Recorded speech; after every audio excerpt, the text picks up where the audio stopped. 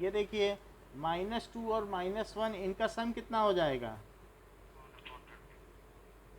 It is 1 by f, so it is this implies f is equals to 60 by -3, that is equals to -20. अब सब कुछ mm में है तो mm ही आएगा, क्योंकि चीज़ें तो सब mm में ही है ना। अच्छा, ये सेंटीमीटर में पिन उसमें थी, तो v सेंटीमीटर में, तो ये सेंटीमीटर में है। So answer is -20 centimetre. Okay, next is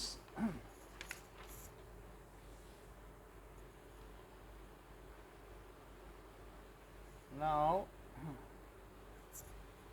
next question number 3.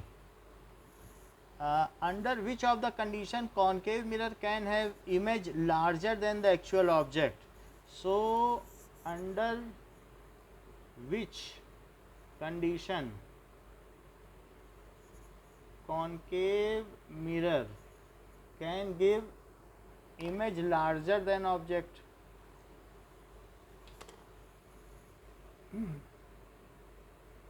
Can give कब दे सकता है?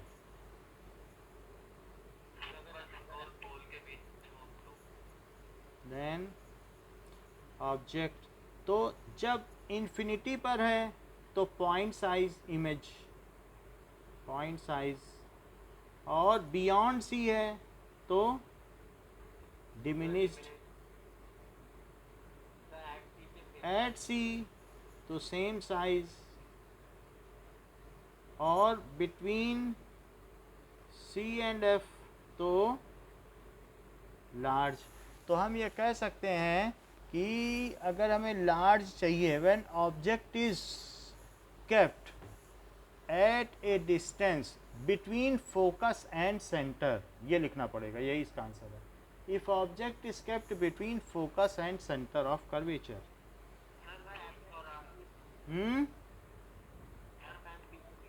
क्या?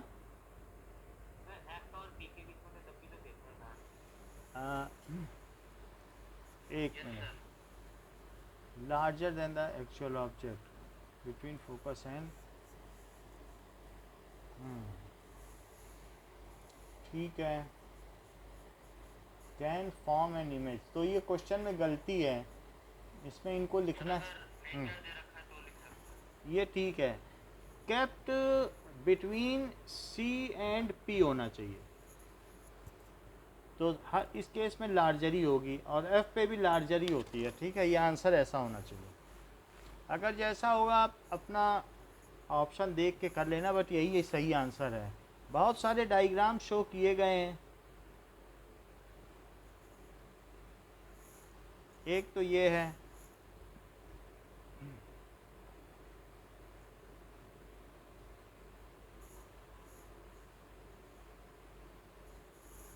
now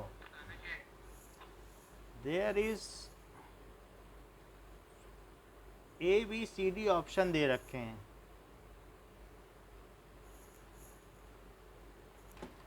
now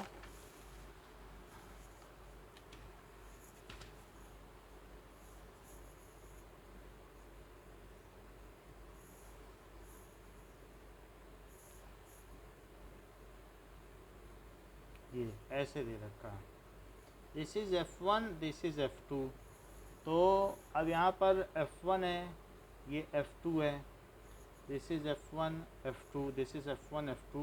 तो A B C and D 4 options are given.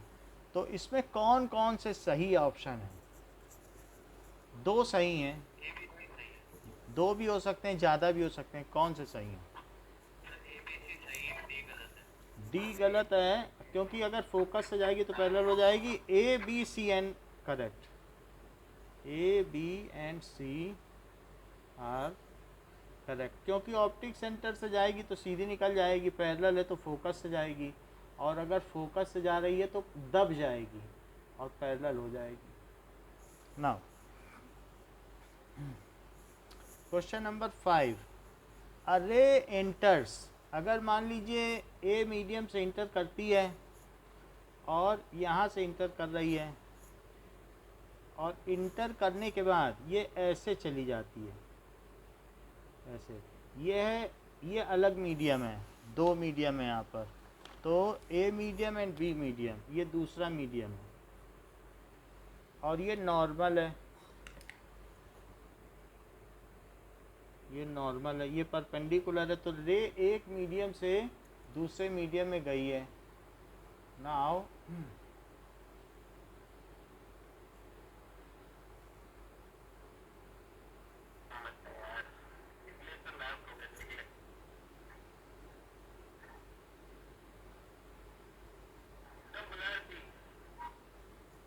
अब देखो, सो ये चीज़ हुई है। तो अब मीडियम ए है और ये मीडियम बी है। तो आपसे पूछा गया है कि refractive index of medium B with respect to A. Refractive index of medium B with respect to A, यानी एनबीए पूछा गया है। तो क्या वो इज़ ग्रेटर देन 1 है, इक्वल टू 1 है, या लेस देन 1 है, या can not be predicted.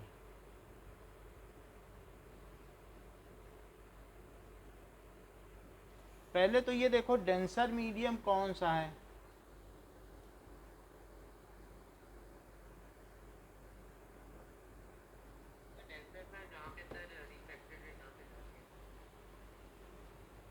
A denser है कि बी? तो बी क्यों रेयरर है? क्योंकि क्या वो नॉर्मल से अवे हो गई है, इसलिए रेयरर आप बोल रहे हैं। मतलब जैसे यहाँ 60 है तो यहाँ 80 हो गया, ये नॉर्मल है ना। तो जब रे नॉर्मल से दूर चली जाती है, ये तो इंटरफेस है। तो रे पहले ऐसे आ रही थी और फिर सीधी ना जाके हट गई नॉर्मल से। तो नॉर्मल की ओर दबना होता है, नॉर्मल से हटना होता है। तो ये क्या हुई है, हटी है कि दबी है? अगर हटी है तो बताओ बी। अब ये जो एन बी ए है वो क्या N B by N A होगा? तो बताओ एन बी, बी का रिफ्रैक्टिव इंडेक्स ज़्यादा होगा कि ए का? बी तो रेयरर बता रहे हो ना आप। रेयरर जैसे हवा, एयर, एयर का रिफ्रैक्टिव इंडेक्स ज़्यादा होता है कि ग्लास का? अब आप देख लें, 60 डिग्री पे आ रही है और 70 डिग्री पे जा रही है। नॉर्मल से ही तो एंगल लोगे। तो अगर वो नॉर्मल से कोई रे हट जाती है तो उस मीडियम को क्या मानते हो, डेंसर की रेयरर? बताओ। रेयरर मानते हो। तो जैसे वैसे भी तो ग्लास से जाती है, एयर में तो हट ही जाती है ना नॉर्मल से। तो वास्तव में इससे ये दूर हट गई तो ये रेयरर है। तो बताओ बी का एब्सोल्यूट रिफ्रैक्टिव इंडेक्स ज़्यादा है कि ए का?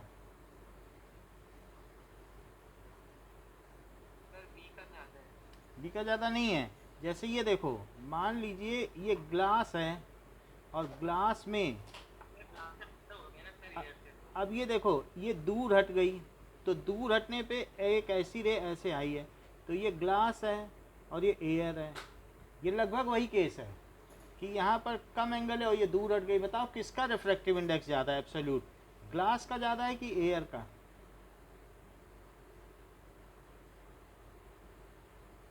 बताइए।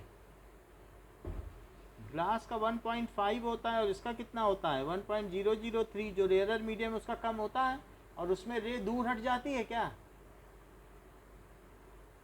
ठीक है। और वैसे भी जो एन बी ए है उसमें क्या होता है, velocity in A upon velocity in B.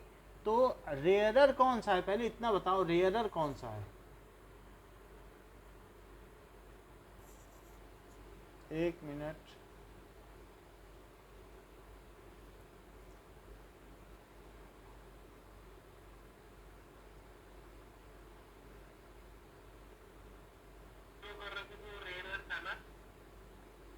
Now कौन सा रेयरर होगा?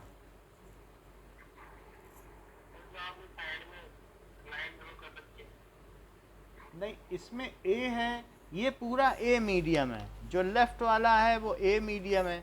तो ए मीडियम रेयरर है कि B medium? Sir B medium. B medium rarer है, तो रेयरर मीडियम का रिफ्रैक्टिव इंडेक्स कम होता है कि ज़्यादा?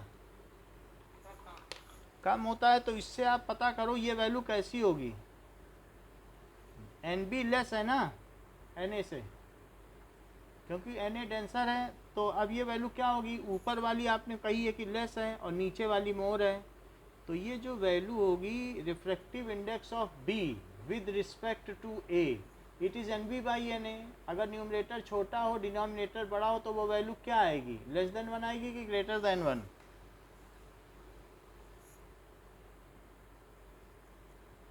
अगर मान लो ऊपर 3 हो नीचे 5 हो तो वो वैल्यू क्या आएगी? ऊपर छोट तो less than one, less than one correct है। तो इस तरीके से अगर मान लीजिए इससे इसमें गई, ठीक है, सो दैट इज किससे किस में जा रही है उससे आपको पता चलेगा। Now there is one more question कि अगर एक मीडियम से दूसरे में दब रही है, लाइट ऐसे गई और फिर यहाँ पर दब गई, तो refractive index of two medium with respect to one ये कैसा होगा? क्या ये ग्रेटर देन वन होगा या लेस देन वन होगा या इक्वल टू वन होगा?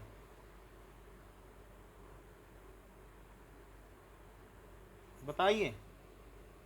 मान ग्रेटर देन वन होगा, क्योंकि जैसे मान लो एयर से ग्लास में गई, दब गई, डेंसर में जाती है तो ग्रेटर हो जाता है, और रेयरर में जाएगी तो मान लीजिए ये पिछला वाला केस देखो कि नॉर्मल की तरफ आई और फिर हट गई।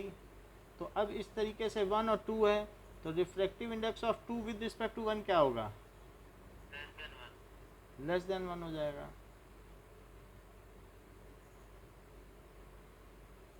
So this is A B C, A B C, यही चीज़ समझनी है। अब देखिए कि beam of light are incident through the holes, तो अगर and emerge out of the box, तो जैसे यहाँ से बीम ऑफ लाइट हैं इसमें गई और एक होल बना हुआ है और बहुत सारी लाइट ऐसे जा रही हैं और इसके बाद यहाँ से निकल रही हैं, सामने से नहीं निकल रही हैं, यहाँ से निकल रही हैं ऐसे। तो ये चीज़ क्या होगी? तो वो पूछा जा रहा है कि it is which kind of, ये कॉन्वेक्स लेंस होगा, इसके अंदर कुछ रखा है, समथिंग इज केप्ट, तो वो कॉन्वेक्स लेंस है इनसाइड कि कॉनकेव लेंस है कि रेक्टेंगुलर ग्लास स्लैब है? Glass slab. और वो भी कैसा रखा होगा? क्या टेढ़ा रखा होगा? क्योंकि जिससे उस पर ऑब्लिकली गिरेंगी, ऑब्लिकली गिरने के बाद वो नॉर्मल की ओर दबेंगी और दबने के बाद निकलेंगी तो ऐसा आ जाएगा। समझ में आई बात कि नहीं? क्योंकि एक लेटरल डिस्प्लेसमेंट होता है कि नहीं। तो अंदर में क्या रखा होगा? रेक्टेंगुलर ग्लास स्लैब, तभी तो लेटरल डिस्प्लेसमेंट देखने को मिल रहा है। When the lateral displacement takes place, जरा देखिए कि रे अगर ऐसे आई और ऐसे आने के बाद वो क्या हो? दब जाए, और दबने के बाद क्या हो? खुल जाए। तो क्या अब ये जो इमरजेंट रे है उसके पैरेलल हो जाती है, और ये वही केस है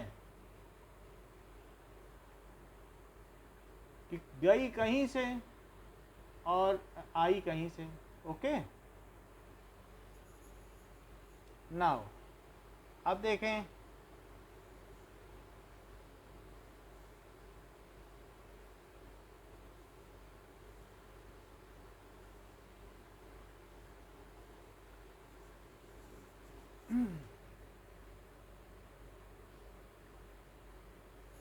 तो अब बीम ऑफ लाइट इस तरीके से जा रही है, तो अंदर में क्या होगा, ऐसे गई है, तो इसका आंसर लिख लो रेक्टेंगुलर ग्लास स्लैब। और निकलते समय ऐसे निकली है, तो अंदर में क्या होगा,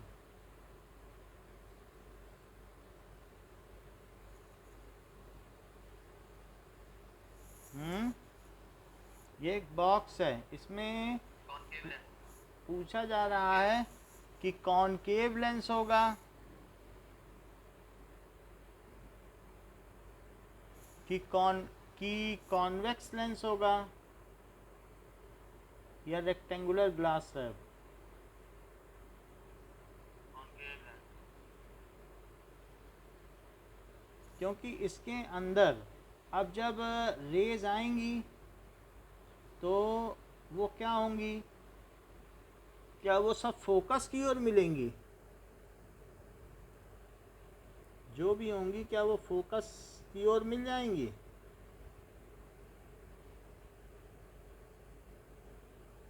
और ऐसी जाती हुई प्रतीत होंगी, बोलो। सो इसलिए आपने बहुत अच्छा बताया कि कॉन्वेक्स लेंस। अगली बात देखो कि which of the following statement is true, which of the following is true, हम सीधा आंसर लिख दे रहे हैं, that is concave lens has a 4 diopter power, so convex lens having 4 dioptre power, जिसकी +4 डायोप्टर पावर है, ठीक है, उसकी has f is equal to, उसका f कितना होगा, 2D।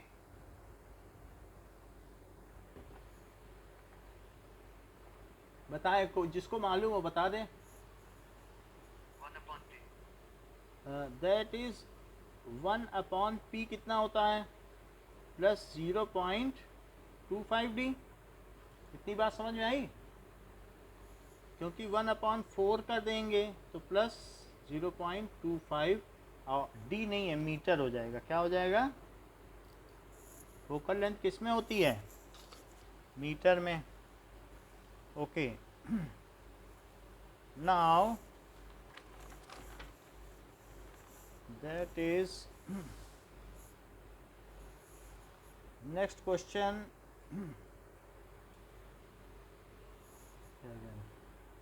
बताया गया है कि इनमें से कौन सा डायग्राम सही है,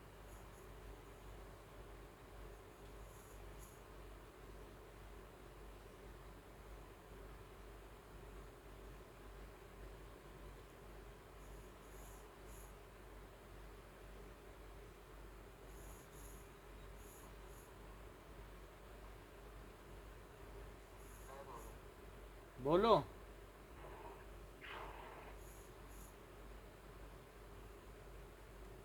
Which diagram is correct? So B is correct. D. Okay. Blur हो रहा है, तो 1 मिनट में दूसरा फ़ोन लगाता हूँ।